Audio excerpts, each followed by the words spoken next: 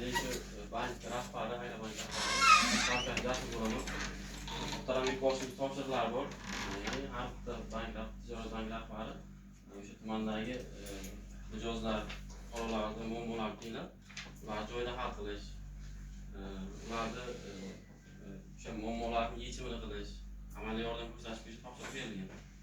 Shu yuzasidan hozir bugungi kunda bankimizda mavjud kredit mahsulotlari bo'yicha birinchi tushuntirish beraman, agar ruxsat bersangizlar. Keyin agar kimda qanaqadir muammolar bo'lsa, kredit ajratish bilan bog'liq yoki bank qanaqadir ko'magi bilan bo'ladigan muammolar bo'lsa, alohida yozuv bu ishda shug'ullanamiz. Bankimizda bugungi kunda ishsizlarga, o'zimiz bank degan fuqarolarga bir nechta kredit mahsulotlari bor. Shunda yuridik shaxs tashkil qilgan mijozlarga 100 milliondan 300 million so'mgacha beriladi. Ya'ni 100 million so'mgacha kompaniya kafilligi bilan 100 million so'mdan ortiq qismiga ko'chmas mulk garovi yoki transport vositasi garov asosida beriladi. Ya'ni bunda kredit foiz stavkasi 20% dan tumanimiz toifasida kelib chiqiladi. 4-chi toifa tumanimiz 20% dan, agar korxona rahbari ayol kishi bo'ladigan bo'lsa 2% past stavkada beriladi, ya'ni 18%.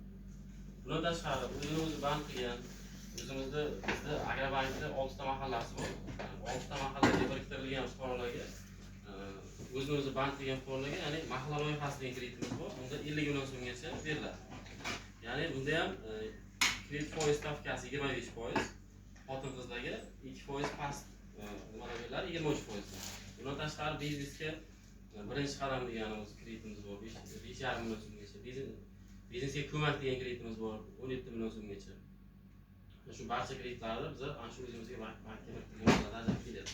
Bundan tashqari mana har bitta mahallaga biriktirilgan mahalla agentlarimiz bor. O'sha mahalladagi muammolar, kredit ajratish bilan bo'lgan muammolarni joyida hal qilishga, ya'ni bankda nima deydi, xodimi o'zi ham o'sha fuqarolarning kredit ajratish bilan bog'liq muammolar